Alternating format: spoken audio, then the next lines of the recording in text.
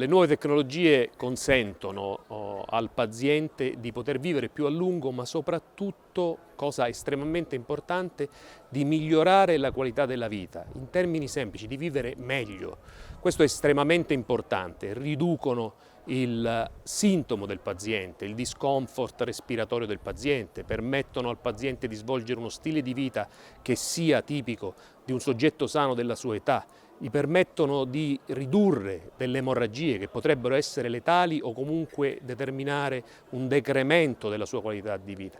Tutte queste nuove tecnologie però vengono eseguite in ospedale e devono essere seguite al di fuori dell'ospedale. Questo è un percorso che deve essere virtuoso in maniera tale che il paziente trattato in ospedale aumenti la qualità della vita per gli anni che gli sono consentiti, per gli anni che gli restano, nella migliore condizione possibile. Qualità della vita è un elemento estremamente importante per i nostri pazienti.